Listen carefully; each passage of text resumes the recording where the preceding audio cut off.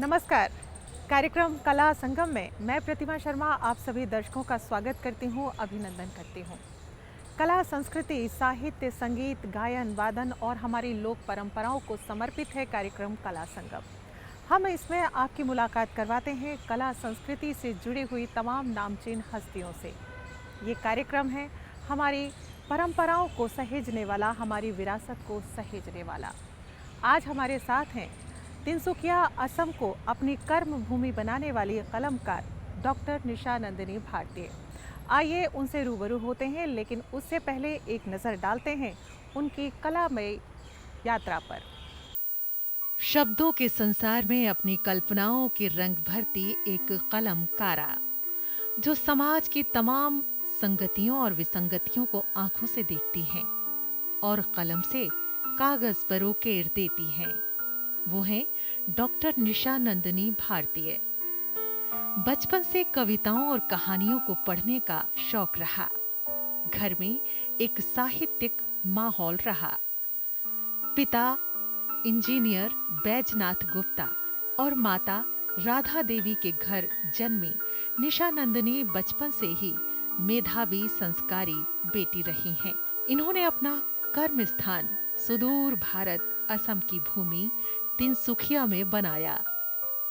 असमिया कला, संस्कृति और भाषा पर गहन अध्ययन कर हिंदी भाषा को प्रतिष्ठित कर वहां की संस्कृति को आत्मसात किया। असम की संस्कृति और विकास यात्रा पर 60 से भी अधिक पुस्तकों को लिखने वाली निशा जी ने भारत का गौरव असम और असम की गौरवमयी संस्कृति पर पुस्तकों की रचना की, जो चर्चा का विषय बनी। आज देश विदेश में आपकी पत्र पत्रिकाओं को बेहद चाह के साथ पढ़ा जाता है। अमरावती विश्वविद्यालय और मराठवाड़ा विश्वविद्यालय में आपकी साहित्य को कोर्स में शामिल किया गया है।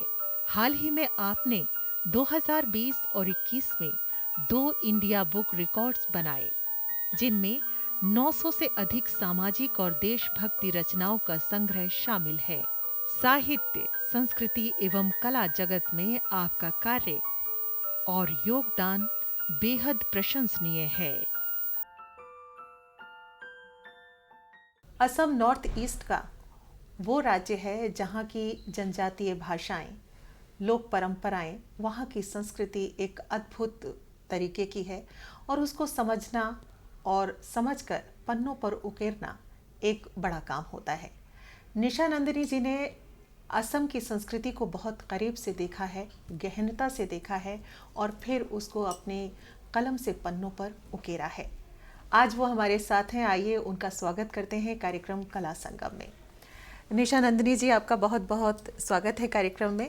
कला संगम कार्यक्रम में हम आपका अभिनंदन करते हैं। नमस्कार प्रतिमा जी, मैं भी दूरदर्शन का आभार व्यक्त करती हूँ कि मुझे अपने विचार रखने के लिए यहाँ आमंत्रित किया। बहुत बहुत आभार आप सबका। निशा जी, जैसे कि आप साहित्यकार हैं और साहित्य में आपने बहुत कुछ लिखा है, लेकिन सबसे पहले तो हम ये जानना चाहेंगे कि आपका बचपन कैसा रहा, आपके संगी साथी कैसे रहे, आपके माता पिता का जो साथ रहा, उसके बारे में अपनी यादों को हमसे साझा कीजिए। जी बिल्कुल प्रतिमा जी, माता पिता और परिवार से छोड़कर तो हम कुछ भी नहीं हैं जी।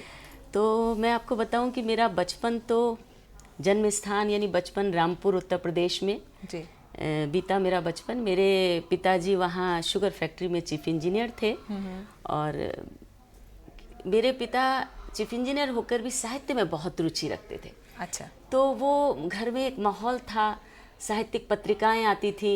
जब हम बहुत छोटे थे तो बहुत सारी हमारे स्तर की नंदन, चंदा मामा, पराग, इस तरह की पत्रिकाएं आती थी जी। और हम सब बहन भाई उनको पढ़ने के लिए लड़ते थे कि पहले कौन पढ़ेगा। अच्छा। तो फिर जैसे जैसे धीरे धीरे बड़े हुए तो पिताजी का जो संग्रह था, एक पुस्तकालय था घर में, सत्यार्थ प्रकाश, गांधी जी की पुस्तकें, जीवनियाँ बहुत सारी थी, तो उसको पढ़ते रहे तो साहित्य का कीड़ा तो लग गया था। और मैं एक आपको बताऊं कि जब हम बहुत छोटे थे तो जो क्लास 4-5 में पुस्तकों में द्वारिका प्रसाद महेश्वरी, सोनलाल द्विवेदी की रचनाएं, जिसने सूरज चांद बनाया, उठो लाल अब आंखें खोलो, वो हमें बड़ी अच्छी लगती थी। पानी लाई मुंह धुलो। हाँ, जी। तो हम क्या करते थे, उनको मुखस्त करके सुनाते थे। यानी साहित्य में एक रुझान तब से बचपन से पैदा हो गया था, और कुछ अपनी तुकबंदियां भी कर लेते थे। तो मैं अगर आपको बताऊं कि जब मैं क्लास 7वीं में थी तो मैंने एक तुकबंदी की, क्योंकि हम शुगर फैक्ट्री में रहते थे। तो हमारी शुगर फैक्ट्री में जब चीनी की मिल है, वहाँ से कालिक झड़ती है, तो मैंने उस पर एक तुकबंदी की थी। मिल की कालिक झड़ती चली जाती है, जैसे फटे झोलों से चीनी बिखर जाती है, घर आंगन बाहर भीतर काला हो जाता है, बहुत जल्द झाड़ू का दिवाला निकल जाता है। क्या बात है, बहुत तो सुंदर। इस तरह हमने कुछ तुकबंदियां अपनी करने लगे थे। जी। और फिर देखिए जैसे जैसे और आगे बढ़े, कॉलेज में गए, तो यानी पहला प्रोत्साहन तो पिताजी का था, और वो सराहते थे। हाँ। और भाई बहनों का भी पढ़ने में रुचि थी। तो जो पहली कविता या पहला जो आपने लेख लिखा, जो कहते हैं ना पहली कविता जब किलकारी मारती है तो वो एक अद्भुत कलम चलती है उस दौरान, और पहली कविता बड़ी अजीज भी होती है। जी। पहली कविता कब आपने लिखी? तो ये बचपन की तो बात ये हो गई। फिर जब हम मैट्रिक में आए तो एक कविता थी सुमित्रानंद पंत की, चांदनी रात में नौका विहार। अच्छा। मुझे बड़ी अच्छी लगती थी। हाँ। तो पता नहीं उसी को थोड़ा सा भाव लेकर एक दिन अपने हमारे घर के आंगन में लेटे थे, और लेटे लेटे ही वो उस पंक्तियाँ लिखी। चांदनी रात का प्रथम पहर था, मैं लेटी थी अपने प्रांगण में, और तारिका खेलियां कर रही थी चंद्र के साथ। इस तरह कुछ एक कविता हमने उस समय बनाई। तो ये मेरी कक्षा 10 की पहली कविता थी। पहली कविता थी। तो निशा जी, आप उत्तर प्रदेश में पैदा हुई और असम को आपने अपना ये कर्म भूमि बनाया, तो असम आना कैसे हुआ आपका?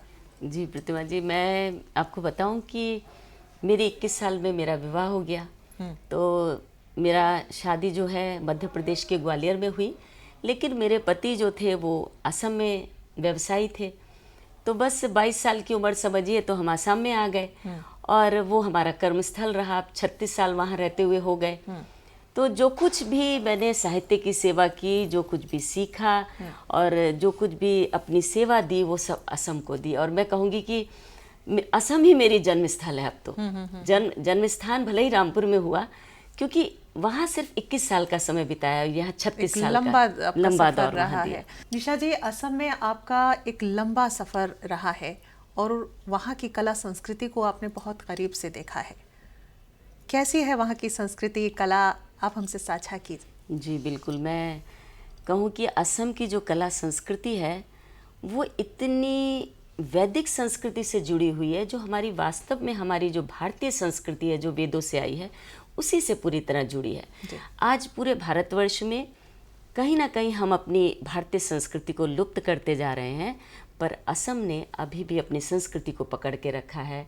जैसे वहाँ वृक्षों की बहुत पूजा होती है, और आपको तो पता है कि जैसे वहाँ बिहू त्यौहार होता है। जी। 3 बिहू होते हैं, रंगाली बिहू, भोगाली बिहू और कंगाली बिहू। निशा जी, आप आसाम में रही और वहाँ अध्यापन जो कार्य आपने किया, एक लंबा समय बीता, तो जब अध्यापन कार्य किया तो उसमें क्या भाषा आपके आड़े नहीं है, क्योंकि आप तो उत्तर प्रदेश की हैं, तो असम भाषा और आपने हिंदी को जो वहाँ प्रतिष्ठित किया है, वो कैसे सामंजस्य बिठा पाए? ये तो बहुत ही अच्छा प्रश्न आपने पूछा है कि मैं जब 22 साल की अवस्था में वहाँ आसाम पहुँची, और मैं एमए बीएड कर चुकी थी, और मैंने 2 एमए और आसाम से ही किए, सोशियोलॉजी और फिलॉसफी में। तो वहाँ जाकर मुझे, क्योंकि जॉब तो करना था, तो मैंने एक स्कूल में पहला जॉब किया, विवेकानंद केंद्र विद्यालय, जो कि कन्याकुमारी से चलते हैं, सीबीएसई स्कूल थे। तो सारा तो इंग्लिश मीडियम था, पर लेकिन आपको जैसे बताएं कि अपनी जो मातृभाषा होती है ना, माँ की भाषा, जैसे ही कहीं हमें समय मिलता है तो हमें लगता है कि अपनी मातृभाषा में बात करें। तो जो अध्यापिकाएं थीं, क्लास में तो इंग्लिश में चल रहा है, लेकिन जैसे स्टाफ रूम में बैठे तो अपनी मातृभाषा में आ जाती थी, अखोमिया में। असमिया, उसका अखोमिया प्रोनाउंसिएशन होता है। अच्छा। तो मुझे बड़ा अच्छा लगता था उनको सुनकर, मैं सुनती रहती थी, मुझे समझ में कुछ नहीं आता था, लेकिन वो इतनी मीठी भाषा है कि मुझे लगता था मैं कितनी जल्दी इसको सीख लूँ। तो मैंने सीखा कैसे कि जब वो हमारे ऑफ पीरियड होते थे तो मैं अपनी जो सह अध्यापिकाएँ थीं, कॉपी पेन लेकर बैठती थी, पूरे सेंटेंस लिखती थी, शब्दों के अर्थ लिखती थी, और उनसे पूरा इस तरह मैंने असमिया सीखी, लिखना, पढ़ना, बोलना। और मैं कहूँगी कि मुझे गर्व होता है कि मैंने इतनी प्यारी भाषा को सीखा है। बहुत मधुर, बहुत मीठी भाषा है असमिया। जी जी जी। बस, और हिंदी से मिलती है। हिंदी और असमिया दोनों सहोदर हैं, कहीं ज़्यादा अंतर नहीं है, थोड़े वर्णों का अंतर है। जैसे हम चाय बोलते हैं, चा को सा बोल दिया, साय, सागर को हा, सा को हा, सागर को हागर कर दिया। अच्छा, तो इस तरह थोड़े से शब्दों का हेर फेर है और बहुत मीठी तो भाषा निशा है। जी, आप जैसे कि अध्यापन भी करती रही और उसी दौरान आपका लेखन कार्य शुरू हुआ, तो पूरी तरीके से आप लेखन में कैसे उतरी? देखिए, लेखन तो मैंने जैसे बताया कि बीए में भी लिखना शुरू कर दिया था। पहला मैंने उपन्यास अपना जादूगरनी हलकारा, एक बाल उपन्यास था जो कि मैंने बीए में ही लिख लिया था।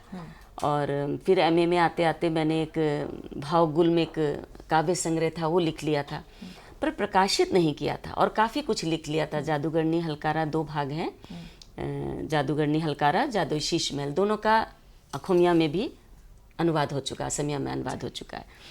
तो जब हमें पता नहीं था कि प्रकाशन कहाँ कराना है, क्योंकि वहाँ पर हिंदी प्रकाशन की सुविधा नहीं है।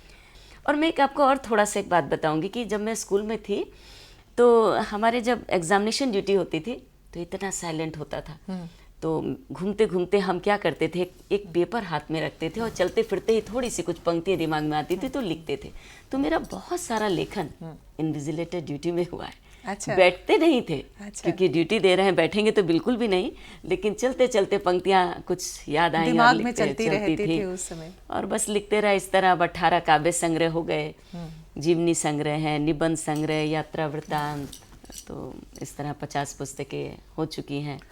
तो निशा जी, आपने भी पढ़ाई की, साहित्य में आपका अच्छा खासा लेखन रहा है, लेकिन जो सबसे ज़्यादा जो प्रभाव रहा आपके ऊपर उन किन लेखकों का रहा? आपने भी बहुत सारे लेखकों को पढ़ा है। जो सबसे प्रिय रहे आपके, वो कौन थे? बिना पढ़े तो साहित्यकार या लेखक बन ही नहीं सकते। पहले हमने बहुत सारा पढ़ा है लोग को। तो भक्ति काल में मेरे पसंदीदा जो थे कबीर, सूर, तुलसी, रैदास भक्ति काल के। फिर रीति काल में केशव, भूषण, ये काफ़ी मुझे आकर्षित किया इन कवियों ने, जो कि मैं मुखस्त कर लेती थी इनको। और मेरी पीएचडी का विषय भी कबीर है। तो सगुण और निर्गुण दोनों ही भक्ति धारा के आपके कवि रहे? दोनों रहे। अच्छा। फिर आधुनिक काल में जगन्नाथ दास रत्नाकर, फिर छायावादी युग में दिनकर, निराला, महादेव वर्मा, जयशंकर प्रसाद, और गुप्त जी मेरे प्रिय थे। गुप्त जी की जो रचना है जिससे मैं ज़्यादा प्रेरित होती थी, नर हो न निराश करो मन को, कुछ काम करो, कुछ काम करो, जग में रहकर कुछ नाम करो, ये जन हुआ किस अर्थ हो, समझो जिससे ये व्यर्थ ना हो, कुछ तो उपयुक्त करो तन को, नर हो न निराश करो मन को। बहुत ही मोटिवेशनल, ये मुझे बहुत प्रेरित करती थी। तो जब कभी संघर्ष का समय आता था और ये रचना जो मुझे इतनी प्रेरणा देती थी, और मैं टूट कर अपने कार्य में लग जाती थी। तो निशा जी, आप कौन कौन सी विधाओं में लिखती हैं? जो सबसे आपको सरल विधा लगती है वो कौन सी है? देखिए प्रतिमा जी, अभी जैसे मैंने बताया कि मैंने सभी विधाओं में लिखा, जीवनी लिखी, निबंध लिखे, काव्य लिखा, यात्रा वृत्तांत, विधाएं तो सारी मैंने लिखी हैं और सभी मुझे अच्छी लगती कि एक माँ के सभी बच्चे अच्छे होते हैं। लेकिन ज़्यादा मेरा काव्य जो है वो अनायास आ जाता है। तो विधाएं कुछ ऐसी होती हैं जो बड़ी क्लिष्ट भी होती हैं, और कुछ बड़ी सहज और सरल होती हैं, और कुछ बिल्कुल मुक्त होती हैं। तो मुक्त जो विधा होती है वो कैसी होती है, वो हमें थोड़ा सा बताएं आप। देखिए, काव्य में ये अभी आधुनिक काल में ही जब से नया नवगीत आया और नई कविता आई, तो मुक्त छंद, छंद मुक्त कोई बोलता है, मुक्त छंद कविता आ गई, जिसमें कि कोई तुकबंदी या लयात्मकता नहीं रहती है, भाव रहते हैं। कला पक्ष नहीं होता लेकिन भाव पक्ष बहुत मजबूत होता है। तो वो भी अच्छी है। मैं ये नहीं कहूँगी कि उसमें कुछ है कि हमें कविता जो है, मुख्यतः मैं तो देखती हूँ कि भाव होने चाहिए। जी। कई बार हमारे रीति काल में देखिए जो कवि थे, उन्होंने कला पक्ष को इतना ज़्यादा महत्व दिया कि भाव कहीं खोए हुए लगते हैं, वो उसी में उलझ के रह जाते हैं। जी।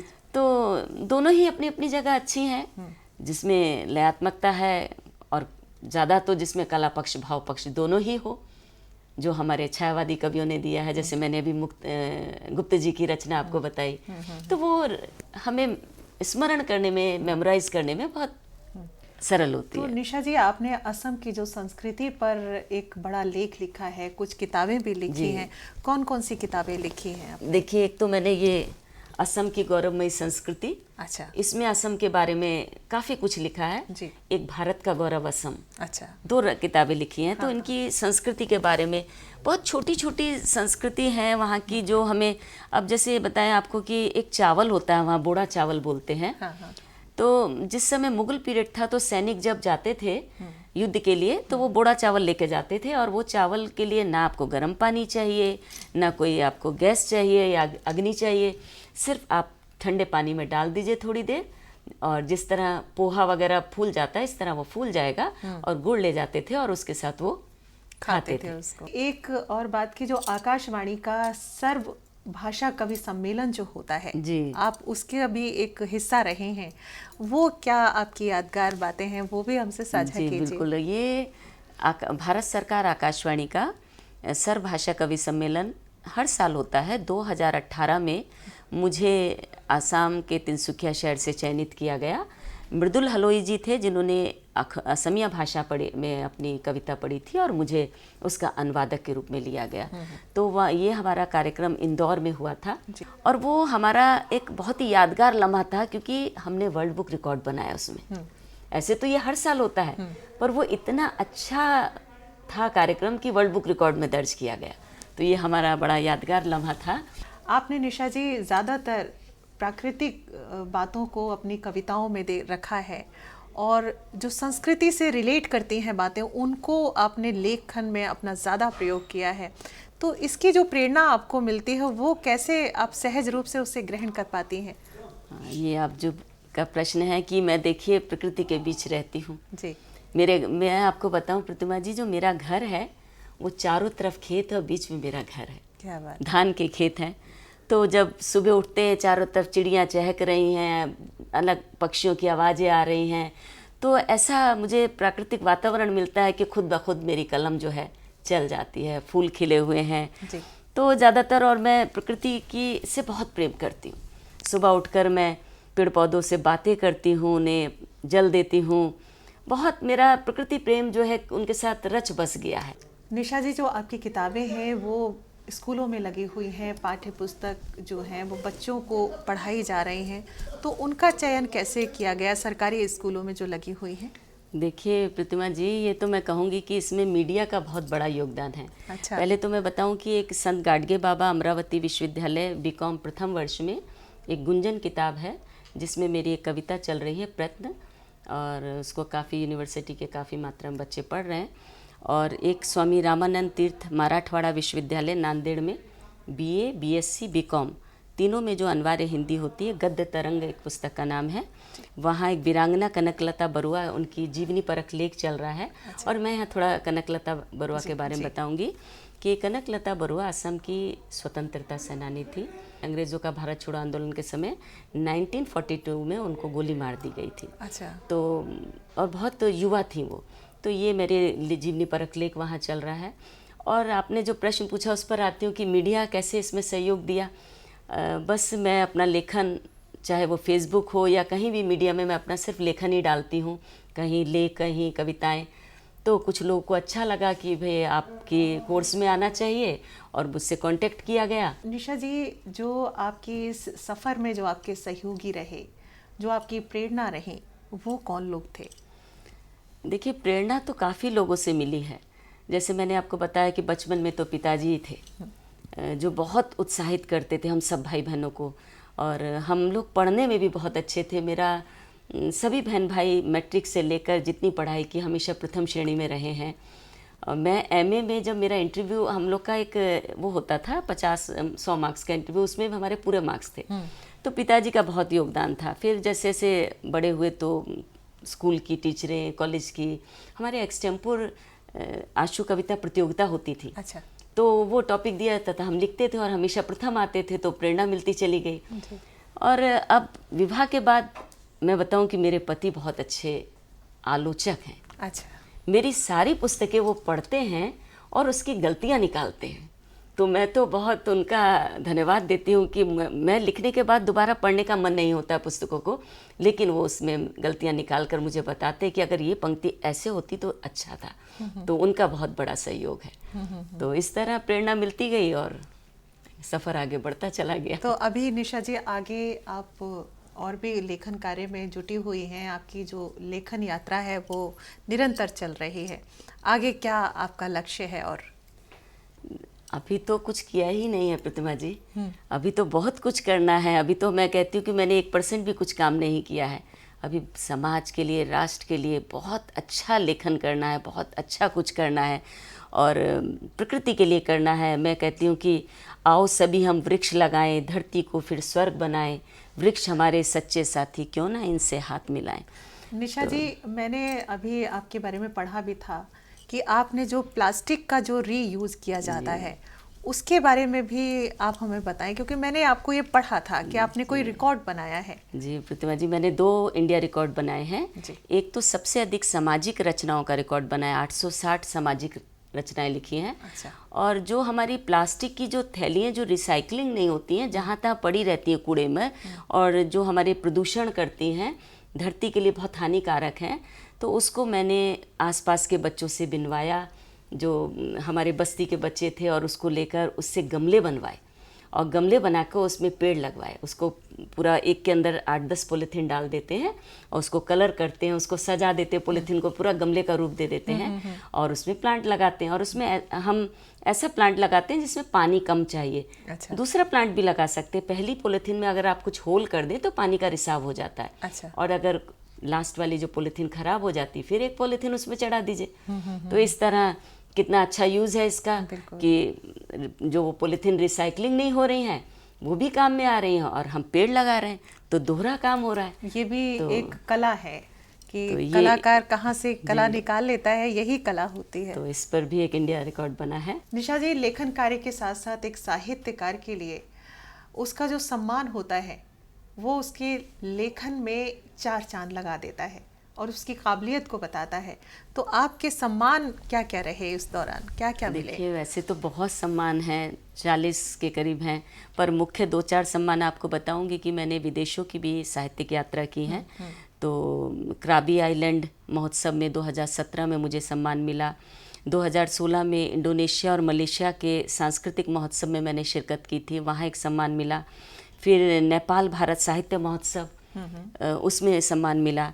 17 से 22 सितंबर में हम लोग झारखंड गए थे अहिंसा यात्रा में। अच्छा। तो वहाँ पर हमारे कई मुद्दे थे, नशा मुक्ति, मांस भक्षण का विरोध।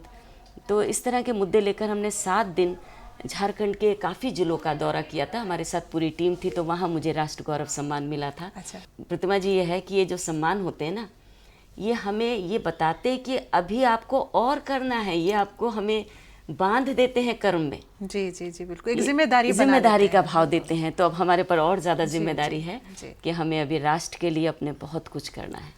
और निशा जी, जैसा कि आपने विदेशी यात्राएं भी की हैं, विदेशों में भी गई हैं और वहाँ के मंच पर भी रही, लेखन की जब बात करें, अपने हिंदी भाषा की बात करें, तो विदेशों में हमारी भाषा को किस तरीके से अभी प्रचार चल रहा है इसका? मैंने जितनी यात्रा की प्रतिमा जी, विदेशों की साहित्यिक यात्राएं, काफ़ी अच्छा लगा। हिंदी के प्रति लोग बहुत आकर्षित हैं जी, सीखना चाहते हैं हिंदी को। मैं जर्मन में गई थी, म्यूनिख के, वहाँ पर भी एक साहित्यिक यात्रा थी।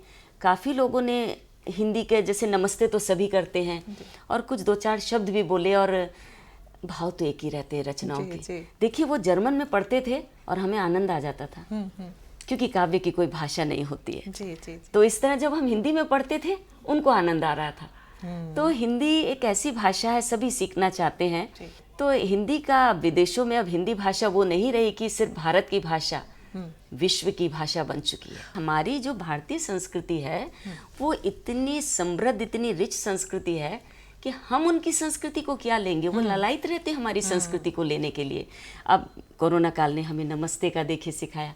अब जब बाहर जाती हूँ तो अपनी संस्कृति की वैज्ञानिकता बताती हूँ कि हर चीज़ में हम चरण स्पर्श करते हैं या नमस्ते करते हैं, 5 उंगली में हमारे 5 तत्व होते हैं। तो इन 5 तत्व जो हैं, इनसे हमारा शरीर बना, जैसे बताया। तो जब नमस्ते करते, 5 तत्व जब जुड़ते हैं ना, ये हमें एक ऊर्जा देते हैं और हृदय पर रखते हैं। तो जब हम वैज्ञानिकता के साथ ये सारी बातें बताते हैं, तो वो इतने लालायित रहते हैं हमारी संस्कृति को सीखने के लिए। चाहे वो भगवान की भक्ति हो या हमारा प्रतिदिन की दिनचर्या में हमारे कार्य हों, वो एक एक कार्य हमारे लेना चाहते हैं। मैंने वहाँ 2 बार दिवाली का फंक्शन किया वहाँ पर यूएस में। तो वहाँ के लोगों ने अच्छा आप लोग इतने अच्छे से करते हैं, ऐसे करते हैं, और वो सीखा उन्होंने कि हम भी अपना ऐसे करेंगे कि दिए जलाते हैं, बताया कि दिए क्यों जलाए जाते हैं, इसका वैज्ञानिकता क्या है, हम अग्नि को महत्व देते हैं। तो जब हम उनकी वैज्ञानिकता के साथ उनको बताते हैं ना, तो बहुत आकर्षित होते हैं। हमारी लोक परंपराएं हैं, हमारी भाषा है, हमारे साहित्य को लेकर जो विश्व पटल पर एक रूप आता है भारत का, वो सबसे अनोखा होता है। और इसमें साहित्यकार की बड़ी एक भूमिका रहती है। कहते हैं कि साहित्यकार वो लिखता है जो वो देखता है, महसूस करता है, जो वो जीता है। लेकिन आजकल के साहित्य में जो लोग मांग रहे हैं वो साहित्यकार देने लग गया है, ये कहाँ तक उचित है? देखिए, आपने बहुत ही कहना चाहिए ऐसा प्रश्न पूछा, समसामयिक प्रश्न। गुप्त जी की 2 पंक्तियां हैं,